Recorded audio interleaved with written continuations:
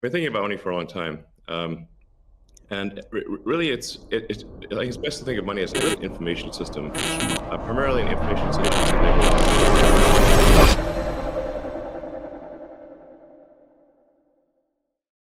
What just happened? Huh? It was probably nothing. No, we haven't seen your trophy, but we'll let you know if something comes up. Alright, thank you. Happy holidays! You too, Reformed Rabbi Clinton. Still watching that clip? I can't help it, Marcy. This is all I have to get me through Christmas. You're really excited to see that movie, aren't you? Well, yeah. Do you remember the 21st of December? Well, in case you forgot, that was when this movie was supposed to come out before it was pushed back to April of next year.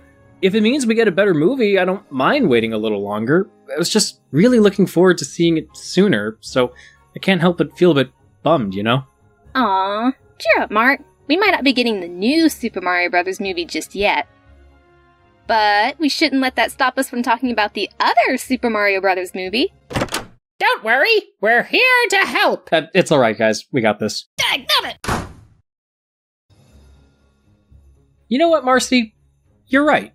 It's Christmas. The greatest and most self-indulgent time of the year. We gotta make do with what we got. Oh, and it's good you mentioned the other Mario movie, because I already wrote the script for a video about it. Oh, great. Let's go. Alright. Now, some of you might be quick to say, wait a gosh darn minute, you already made a video about the other Mario movie years ago. First off, watch your f***ing language. Second, you're sort of right. I already reviewed the live-action Super Mario Bros. Movie back in 2018, but that wasn't the first time the Mario games were adapted into film. That honor goes to Super Mario Bros., The Great Mission to Rescue Princess Peach, an animated thing released exclusively in Japan in 1986. I call it a thing because with the end credits, it's just barely over an hour long. So it qualifies as a movie the same way nu metal counts as music. I mean, I guess it is, but is it really?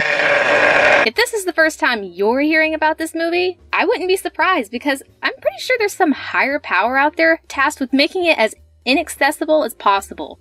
For one thing, since it was distributed by Shochiku, it only ever played in theaters that the company owned. It was also never released on newer forms of home media like DVD or Blu-ray. It only ever came out on VHS, and even then you couldn't just buy it, you had to rent it. Nowadays, you're more likely to find Bigfoot than you are to come across a copy of this movie on the secondhand market. But if by some multiverse-shattering chance you are able to find one, prices can range from as low as $600 to as much as $5,000.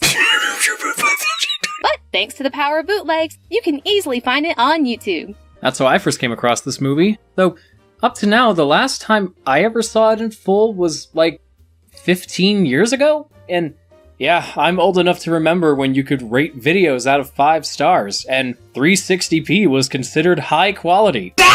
But that brings us to the real reason why we're talking about this movie today. Back in the spring, an unofficial 4K restoration of the original movie was released online for people to stream and download. It was produced by a team that goes by the name Kineko Video, formerly Femboy Films. I kinda like the old name better. And hot damn, I've never seen the movie look this good before. It was made using a 16mm print believed to be the only surviving print of the movie remaining, and it has Dolby surround sound and accurate English subtitles. Yeah, it's still sub no dub. Shochiku doesn't have any sort of global presence outside of Japan, so because of that, they never made an official English dub. There are plenty of fan dubs though, and It's filled with fire flowers, golden mushrooms, and at night stars will fall from the sky. at least they're not Kimba? It might have been a long time since I've seen this movie, but one thing I'll never forget was just how weird it was. This is Mario we're talking about, so that might go without saying, but I mean, it's weird. Like, even by Mario standards. And let me tell you, you guys are in for a real Christmas treat today. The film opens with Mario playing a Famicom game about a boy whose colors briefly swap for 2 frames, and I guess the goal is to run away from a bunch of school supplies? Oh, I didn't think educational games would ever get this lazy. What is this, Baldi's Basics? But suddenly, the game turns off, and then he sees Princess Peach being chased by Bowser's minions. She's able to beat them off with a stick, except for this Spiny over on the left that just completely vanishes. But the enemies chase her out of the TV and into Mario's house. Yeah, it's sort of implied that the Mushroom Kingdom exists as like a virtual world inside the Famicom or something, but later we see Mario and Luigi get there by going down a warp pipe. So, is it like Harry Potter where you can find gateways to Hogwarts from anywhere in the real world? Is that even how it works? I'm just guessing. I don't know anything about Harry Potter. Well, after Mario takes care of the bad guys in a cloud of smoke, presumably so the animators didn't have to come into work that day, Peach thanks him for saving her and asks if she can stay for a while. I'm not sure how Peach knows Mario's name already, but just when it starts becoming a tender moment, Bowser comes out of the TV, pokes Mario through the floor, and takes Peach away despite her being strong enough to throw whatever random objects she could find at him. I love how this Peach is so quick to resort to violence. It just feels right for her character somehow. Then Mario notices Peach's necklace on the floor and holds onto it to remember her. Yeah, you know that jewel that Peach has had on her dress since the beginning? Well, in this movie, they decided to turn it into a necklace. Sometimes, because when she isn't wearing the necklace, that's when she suddenly has her crest. Except when she's about to put the necklace on. The Great Mission to Rescue Princess Peach was animated by Grouper Studios, who also did a bunch of commercials for Nintendo during the Famicom's heyday, and while they clearly put a lot of thought and care into this film, it wouldn't be an animated Mario production from the 80s without a few Vikings voiced by Jay Baruchel. Like with Peach's crest, there are times when a character's prop would constantly disappear and reappear. There's one point where it looks like some of the paint on the cell gets smeared and goes outside the line. In another scene, when Mario's wearing gloves, his fingers are the same color as his skin. There's a scene where Peach's mouth is moving, but she's not actually saying anything. There's a scene where this clam is shaking around, but when it stops, these motion lines stay on screen for a few seconds and then vanish. Then there's this side-scrolling section, which I'm willing to bet was when the animation budget ran out, because everything has this awkward stiffness to their movement, almost like an animatic. I would say this was done to replicate the animation in the games, but that would imply they were trying to replicate the look of a Game & Watch game. In all fairness, there aren't as many animation errors here as there are in the Deke cartoons, and considering the time constraints they must have worked under, I'm genuinely impressed with how this movie turned out. I also like Luigi's dance moves. So now we have a main title sequence featuring one of the film's big singles, Doki Doki Do It. And you gotta love these lyrics, right? Don't hold back and rock and roll. Bash your desk and rock and roll. Well, if you say so.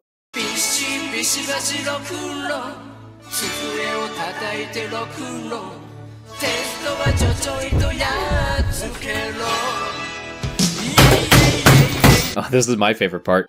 But those guys are my love. And these guys are also my love. And of course, that girl's frickin' banging too. It's like I'm back in New Jersey. Then we dissolve to the next morning, where we find Mario and Luigi working at a grocery store in Tostarena, I'm guessing? Luigi notices Mario looking at Peach's necklace, and somehow he recognizes it as a mystical gem from Toad legend that's been passed down through generations. He knows this because he just so happens to have a book all about it. Ooh, convenient. In that same book, it says that the jewel apparently can lead them to a land filled with treasure. Then Mario and Luigi cough in each other's faces. And suddenly a dog comes in, grabs the necklace, and runs off with it. Mario and Luigi end up chasing the dog down a magic warp pipe that takes them to this dark cave where they meet Peach's father, whose name is Kinokos? Drunk Gandalf. His name is Drunk Gandalf. Anyway, Drunk Gandalf reveals that he was the one that brought Mario and Luigi there because Bowser asked Peach to marry him, but after she turned him down, he took out his frustration on the mushroom people, turning them into bricks and horsetails. Hey, like in the game! And now he's gonna force Peach to marry him on the next Friday the 13th? That's an oddly specific date, isn't it? What is this, like the 5th or 6th time forced marriages have come up in a Mario thing? Well, Mario agrees to help rescue Peach because he doesn't want her to be married to Bowser against her will, and Luigi comes along because he wants to get paid. Yeah, the characterization in this film is truly unlike anything we've seen from this franchise. Bowser's about what I expect from him. He's a short-tempered brute with chaotic theater kid energy, but Mario's more absent-minded, and Luigi can best be described as a prototype Wario.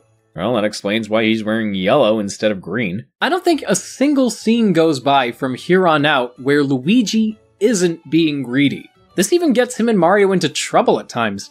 Later, some Goombas lure them into a cave by having Luigi follow a trail of gold coins, and then the Goombas push a boulder in front of the exit to trap the brothers inside. Even when they make it to Bowser's castle at the end, Luigi is still digging for coins and ends up breaking through the plumbing and flooding the castle. But that's okay, since he turns it into a hot spring. Even if it doesn't last very long. So, in order to stop Bowser and save the Mushroom Kingdom, the brothers need to find a Super Mushroom, a Fire Flower, and a Starman, which Bowser's minions have hidden throughout the land. And to make sure the brothers don't get lost, Drunk Gandalf, assigns the dog, who's called Kibidango, to go with them and act as a guide of sorts. Later that night, while they sit around a campfire, Luigi gets so hungry he considers eating Kibidango. Then, he eats a bunch of mushrooms that cause him to switch between different emotions. Then, Mario gets taken by a giant paratroopa so she can feed him to her babies. Well, clearly it was a good call to entrust a dog with making sure the Mario brothers don't face any trouble on their way. But coincidentally, Mario finds the Super Mushroom crystallized at the top of the mountain. And after he and Luigi escape the nest, a bunch of toads magically appear and thank them for setting them free. But the way they express gratitude makes it seem as if they're confusing Mario and Luigi with a boy band. They scream their names, call them cute, and one of the toads even asks for their autograph. I understand their predicament. I mean, if I was forcefully turned into a turd-shaped flower, I'd be more than grateful to whoever changed me back. But, girls, this isn't a Four-Town concert. Y'all need to calm down. Why is it that none of the greatest boy bands are real people? I know! I feel so cheated! You know what else I just realized? So far, I think this is the only animated Mario project to show Mario actually using the Super Mushroom. The item itself made a brief appearance in an episode of the Super Mario World cartoon, but it was never actually used. Here, we see Mario use it against this giant Koopa Troopa, and holy cow! I would never have imagined it making him that big! I'm also pretty sure we saw this shot of Mario, Luigi, and Kibidango walking through the desert before. In fact, I think they use it again like a few minutes later. But now, where are they going? I don't know. How do we get there? Come on, let's go! Oh, look! It's those Goombas again! They've been spying on the Mario Brothers for a while now, and since they know they'll be looking for the Fire Flower next, the Goombas send them into this giant flower garden filled with piranha plants. Our heroes are just barely able to escape the Pac-Man forest that caves into the ground for some reason, but then they're attacked by a Lakitu, who says he intended to lure Mario and Luigi into his garden so that his piranha plants could eat them. But wasn't it the Goombas that lured them into the garden?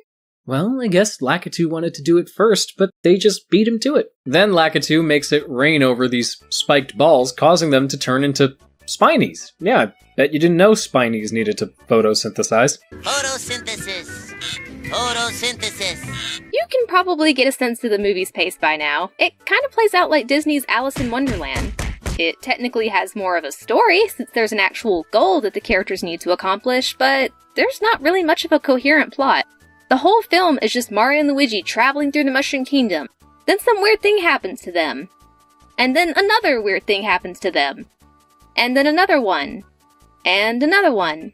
And another one. And as you might have noticed, this movie also takes a lot of liberties with the source material. The additional backstory, the all-female toad population, the fact that Buzzy Beetles can now be killed with the Fire Flower. We didn't even mention Mario's Mexican Rambo cosplay. Wait, what?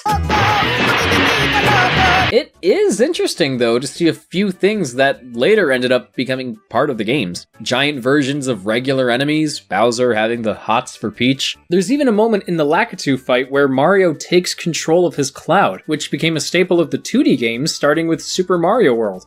I'm sure none of that was intentional on Nintendo's part, but it's not completely out of the realm of possibility. But speaking of Lakitu, he and the Spinies are defeated, another Toad is freed from Bowser's magic, and she rewards Mario and Luigi with the Fire Flower. Then as they continue on their journey, they stop to hit some blocks, and then this happens.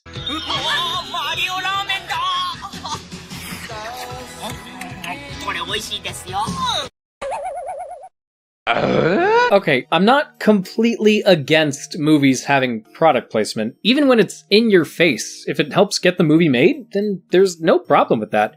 But this movie gets uncharacteristically meta because there are not one, but 2 scenes dedicated to Mario and or Luigi pushing Mario-branded food products. It's very tongue-in-cheek. I mean, Mario is literally winking to the camera, but how exactly do these products exist in the movie's universe? Well, remember, Alice in Wonderland logic, as in no logic. So just go with it. now we get the scene where the Goombas trap Mario and Luigi in the cave. If this movie made sense, Mario would just use the super mushroom to punch the boulder and clear the way, but instead, he pleads with the Goombas to let them out, but they taunt him by saying Bowser's gonna marry Peach that night. Whoa, is it Friday the 13th already? So either a lot of time has passed since Mario and Luigi first got there, or Bowser decided to have the wedding earlier because he's an impatient simp.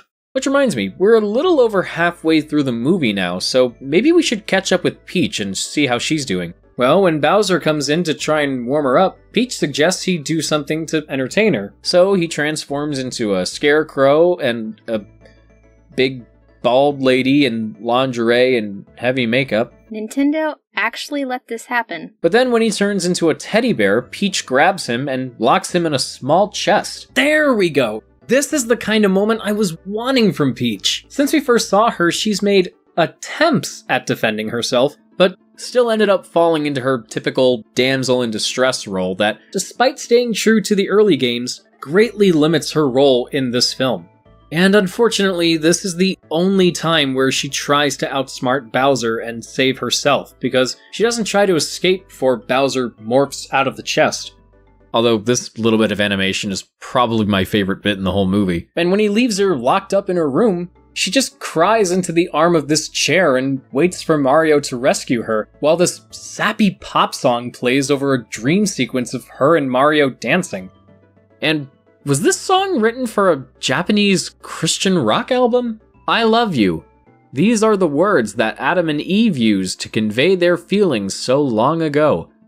Come on, we all know she was really cheating on him with the serpent. Actually, let's talk about the music for a second, because I gotta say, it's certainly one of the movie soundtracks of all time. It was released on vinyl as both a 7-inch containing singles from the movie and a 12-inch with all the music, plus a picture book with naked toads on the cover. Now, if you thought VHS copies of the movie itself were hard to come by, only 50 copies of both records combined were ever produced. So, I hope you saved that monkey paw from last Christmas, because you're gonna need it if you want to get a record for yourself. But, to save you the troubles of dealing with ancient curses, we'll link you to a high-quality rip of the complete soundtrack by YouTube user Marty McFly's V2. What happened to Marty McFly's V1? We don't talk about him. Poor guy. He didn't realize he was going 88 in a school zone. The actual score has a few original pieces, but mostly consists of tracks from the NES game. Sometimes in their full 8-bit glory, sometimes with a few instruments missing, and sometimes with completely new arrangements by the film's composer, Toshiyuki Kimori, which actually aren't all that bad. But what really elevates the music to something that still exists are the pop songs, which were co-produced by another famous Japanese band. Wow, my favorite! You've got 2 versions of Doki Doki Do It that play throughout the film, one of which starts out like it should be playing over an 80s training montage.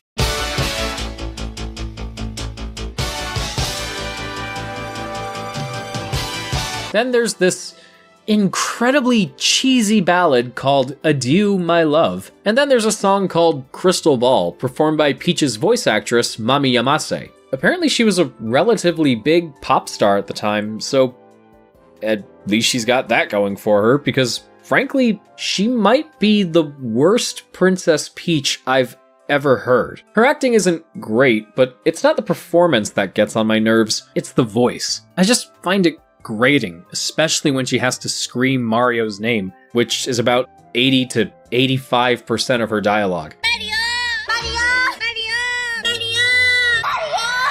It's actually making me miss the recycled Mario line from the newer games. Not that much. The other voice actors do an okay job. In fact, after this movie, most of them have gone on to work on some pretty notable projects. Mario was voiced by Toru Furuya, who was also the original voice of Yamcha on Dragon Ball and Tuxedo Mask on Sailor Moon. Luigi was voiced by Yu Mizushima, who's also the Japanese voice of Wacko from Animaniacs, and Bowser was voiced by a woman named Akiko Wada, who also dubbed Marge in the Japanese version of the Simpsons movie.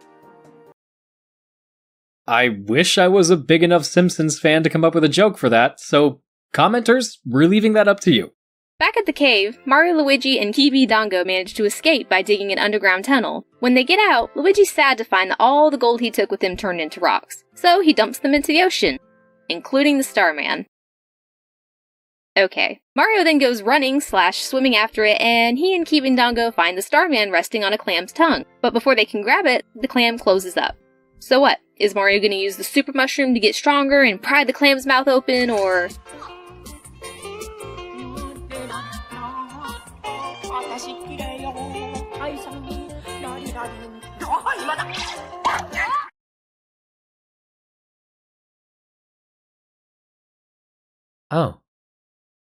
Oh.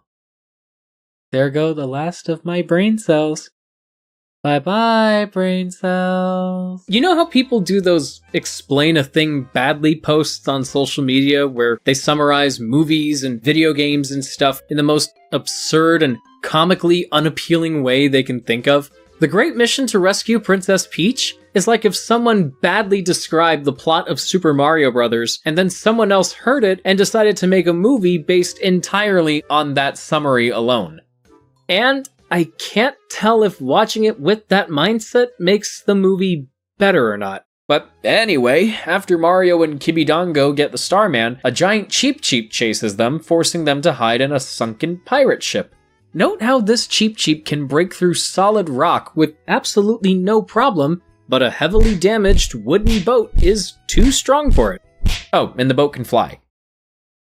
If you're not used to this by now, this movie isn't for you. So Mario, Luigi, and Kibi Dango take the flying pirate ship to Bowser's castle. Do you think that's where the airships came from? And the crescent moon turns into a full blood moon, setting the stage for an epic climax.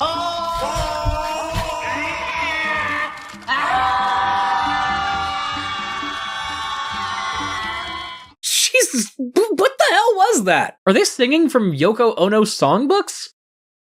Huh, look at that. I didn't realize they were fans. Then, as a result of some Mario Brothers related shenanigans, the castle completely crumbles and Mario and Bowser have their big climactic one-on-one fight.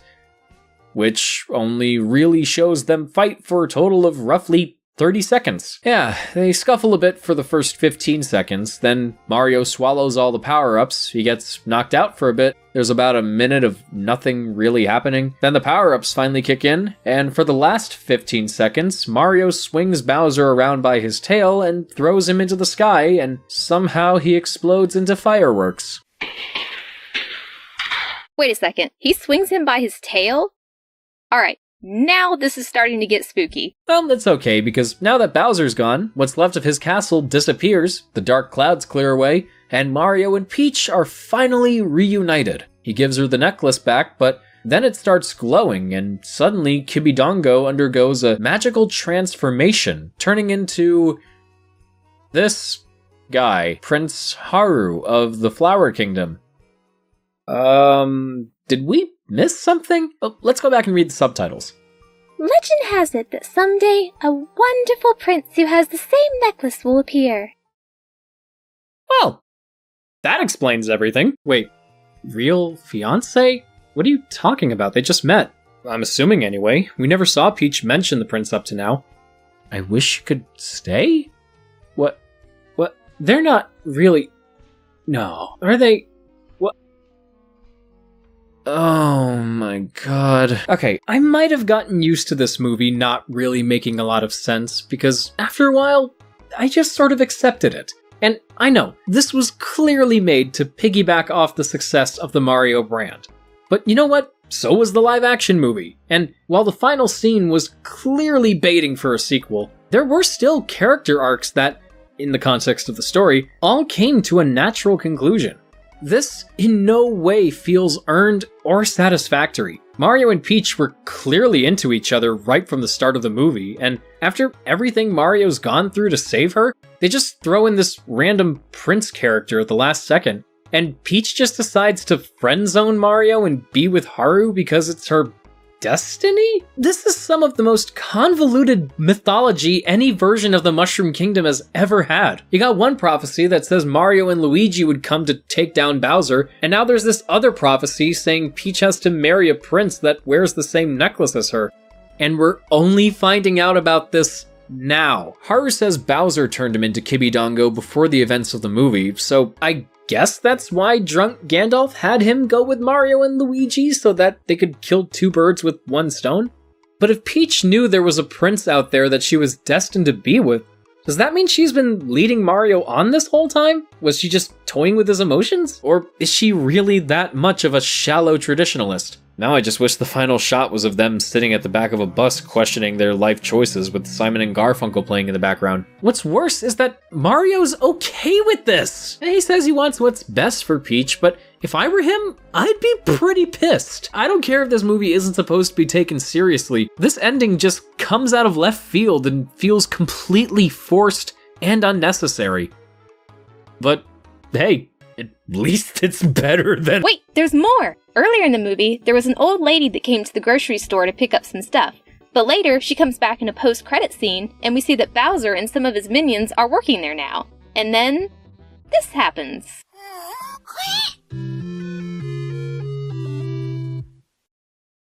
That's kind of cute, don't you think? Sorry, something just occurred to me. The future games clearly took some bits from this movie, but is anyone else starting to see some eerie similarities to the live-action movie? We have a princess coming to the real world. She wears a necklace that connects her to her home. She loses it after being forcefully taken back by one of the villains. We got the Mario brothers running a small business that doesn't get a lot of customers. They find a hidden gateway to the fantasy world that takes them through a colorful vortex. They spend a lot of time in the desert. They're followed by some of Bowser's henchmen throughout the movie. They collect recognizable objects from the game. They have to save a bunch of girls. There's that really creepy scene where Bowser flirts with the princess. Mario dances to try and get something important to the plot. A villain gets attacked by an animal with ties to the princess. Mario fights Bowser in a pit of rocks. A royal character who was transformed by Bowser is changed back in the end. And the post-credit scene shows some of the bad guys in Mario and Luigi's home. That could just be a coincidence. I might be overanalyzing. Hey, that's my thing! Shh! Okay. Guys, I've sat through every single episode of the Super Mario Bros. Super Show. I've seen the live-action movie more times than what should be considered socially acceptable. I've experienced the Ice Capade special, the edutainment games, the Valiant comics. Mario drinks a glass of milk. I've subjected myself to some of the strangest, weirdest pieces of Mario-related media I could find, all for your amusement. But as far as strangeness and absurdity go, the great mission to rescue Princess Peach might just top them all. It's a confusing, yet fascinating experience that can't properly be described. It makes you scratch your head until your scalp bleeds. It raises so many questions, like how, and why, and was that a speed bump I drove over, or was that just an invisible person taking a nap in the middle of the road? That last one isn't relevant in any way, but still, I'm asking questions, and that's what this movie does to you. Like the live-action film, it's not technically good. It feels a bit rushed at times. The characters are pretty one-note and don't go through any sort of development. It's not very consistent with how the Mushroom Kingdom works, and the ending just sucks. But again, like the live-action film, everything that makes it so bizarre and so unusual also kinda gives it its charm. The live action movie, I think, works better as an actual movie, and I personally find it a little more entertaining due to how much it strays from the original games, and I'm also much more familiar with it, so there's definitely a bit of bias. But I kinda like this one for different reasons. It's got this old school anime aesthetic that I'm just a sucker for, and if you want to tie it into Christmas, maybe we can look at this as a Japanese Rankin Bass TV special. It doesn't make sense most of the time, but it kinda sacrifices logic and lets the emotion carry the story. It's objectively not very good at it, but I think it helps add a forgivable degree of innocence. Life doesn't always make sense. We're capable of love, but sometimes we have to yell and scream at each other just to find solace. We can't understand how the world works because what we don't already know scares us too much. But it's important to remember, especially around the holidays, that we need to make the most of the time we have left. Let people know how much you love them. Find the best out of everything and everyone, even if it's an obscure video game adaptation from the mid-1980s. I'm sure 2022 hasn't been a good year for all of us, but we don't have to let things get worse if we don't want them to be. And we don't have to just sit back and wait for things to get better on their own. We can help make them better. We can help make each other better. Together, we can save the world. That was beautiful. How long have you all been standing there? Daggone it! Are these friends of yours, by the way? Yeah, they used to pop up in my videos a lot. Wait a minute, where's Microsoft? Oh, he said he had a friend to visit for the holidays.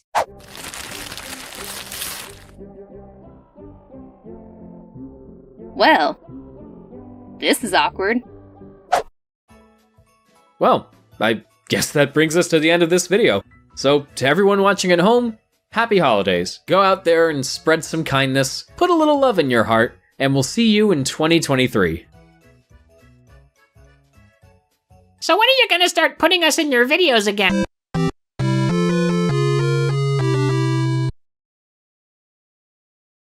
Wow, what a crazy month this has been. And since we're here, I have to give a special thank you to my superstar supporters, Red Rack, Henry Newman, Rachel Rodriguez, and Jake Winans. And I want to give a super special, humongous shout out to my brother Mike, who worked extra hard to help me get my YouTube channel back. That was a really weird, stressful time, and honestly, without him, I probably would never have had the motivation to get this video done. This channel probably wouldn't even exist. Mike, thank you so much for helping. I owe you big time. And also thanks to everybody in the Discord server for checking in on us, making sure that we were doing okay. It really meant the world to me knowing that you guys cared that much about my well-being. I can't emphasize enough how stressful that time was, and I'm glad to finally be out of it. Now, Marcy, this was really interesting because this was your first holiday special with me.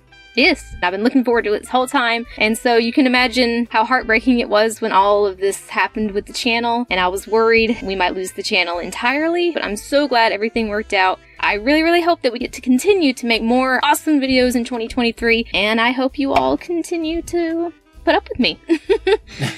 I don't really have any specific plans for the new year. I do have ideas for videos that I want to do, but we're just gonna have to wait and see what ends up happening. And whatever that may be, I'm excited to share that with you guys. Oh, and let us know in the comments how your 2022 was. Was it good? Was it bad? Was it better or worse than you were expecting? And do you also have any New Year's resolutions? Are there any specific goals that you want to accomplish in 2023? I know I have plenty. I'm sure Marcy has plenty. And if you celebrate Christmas, what presents did you get? Tell us. Oh yes, share your excitement over the presents that you got for Christmas or Hanukkah or whatever you celebrate. We hope to see you again in the new year. And until next time, this is Mark. And Marcy. Wishing you all a happy holidays and bidding you all a smashing farewell. Be good, behave, be safe, and we'll see you in 2023. Later. See ya.